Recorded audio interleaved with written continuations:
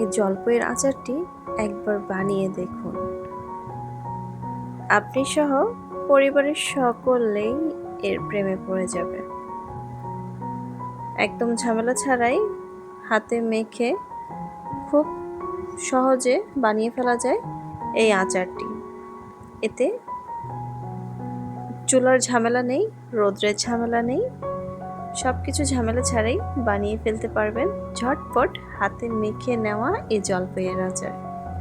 ঝুরি আচারও বলতে পারেন। চলুন দেখা যাক।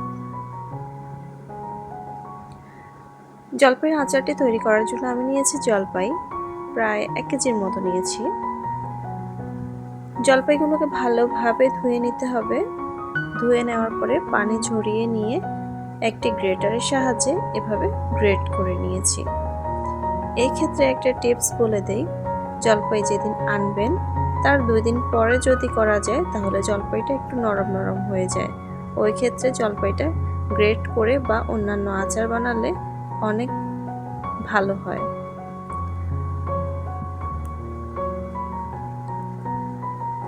তারপর আমি নিয়েছি রসুন কুচি, রসুন পেস্ট, আদা পেস্ট, শুকনো মরিচ,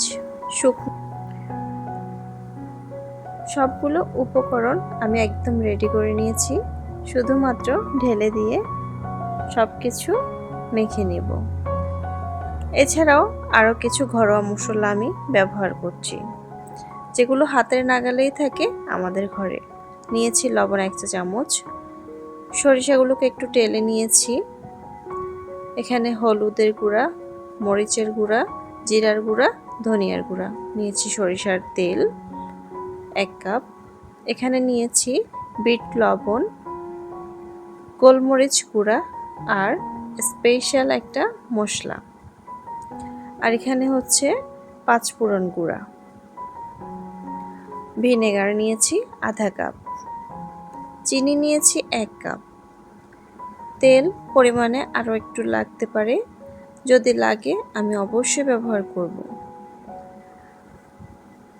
চলুন দেখা যাক।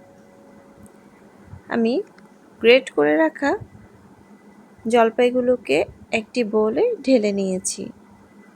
তারপর দিয়ে দিলাম একে একে রসুন কুচি, রসুন পেস্ট, আদা পেস্ট আর শুকনো মরিচ, হলুদ, মরিচ মশলা, জিরার গুঁড়া দিয়ে দিলাম। দিয়ে দিচ্ছি বিট লবণ, গোলমরিচ আর গরম মশলা। এখানে আমি গোটা সরিষা ব্যবহার করেছি। আর 5 ফোড়ন গুঁড়া দিলাম 2 চা চামচ, লবণ দিয়েছি 1 চা চামচ। সবকিছু মিশিয়ে ভালোভাবে মেখে নিতে হবে। দিয়ে দিচ্ছি চিনি। এখানে অতিরিক্ত চিনি ব্যবহার করার কোনো প্রয়োজন হয় না। আচারটা একটু টক মিষ্টি ঝাল খেতেই ভালো লাগে। এই জন্য আমি জলপাইটাকে সিদ্ধ করিনি, এ পর্যায়ে আমি তেল দিয়ে দিয়েছি। কেউ চাইলে জলপাইটাকে লবণ দিয়ে মেখে পানিগুলোকে ফেলে দিতে পারেন যদি টকটা পছন্দ না করেন। তবে এই আচারটা টক ঝাল মিষ্টি খেতেই খুব ভালো লাগে, আর ভাত খিচুড়ি সাথে তো অসাধারণ লাগে। আমি এখানে ভিনেগারটাও মিক্স করে দিচ্ছি। ভিনেগার দেওয়ার কারণে আমার আচারটা প্রায় 1 বছর পর্যন্ত আমি বাইরে রেখে সংরক্ষণ করতে পারবো। রোদে দেওয়ার ঝামেলা ছাড়া, চুলায় দেওয়ার ঝামেলা ছাড়া তৈরি করে নিচ্ছি হাতে মেখে জলপাইয়ের ঝুরি আচার। বাসায় অবশ্যই ট্রাই করবেন। এখন কিন্তু জলপাইয়ের ফুল সিজন চলছে। আমি এখন প্রত্যেকটা উপকরণ উপকরণকে একসাথে হাতে মেখে নিচ্ছি। আমি এই ক্ষেত্রে একটি গ্লাভস ব্যবহার করেছি, যাতে হাতের স্পর্শ সরাসরি আমার হাতটা না লাগে। হাত লাগলে আচার নষ্ট হয়ে যায়, ছোট থেকেই শুনে এসেছি। আম্মু যখন আচার করতো তখন ইচ্ছে করতো হাত দিয়ে চেটেপুটে খাই, কিন্তু তখনই বলতো হাত দেওয়া যাবে না, হাত দিলে আচার নষ্ট হয়ে যাবে। তো এই জন্য যদি বাসায় থাকে একটা গ্লাভস পরে নেবেন, গ্লাভস পরে তারপরে হাতে মেখে নেবেন।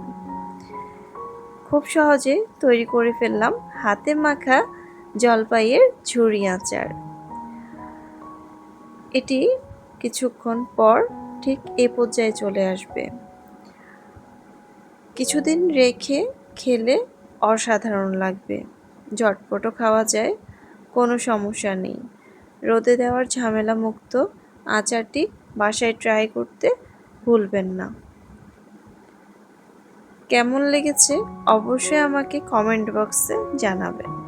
যদি আমার ভিডিওর কোনো অংশ ভালো লেগে থাকে প্লিজ লাইক, কমেন্ট, সাবস্ক্রাইব করে পাশে থেকে যাবেন। ফিরে আসব নতুন কোনো ব্লগ নিয়ে। সে পর্যন্ত সবাই ভালো থাকবেন। আল্লাহ হাফেজ।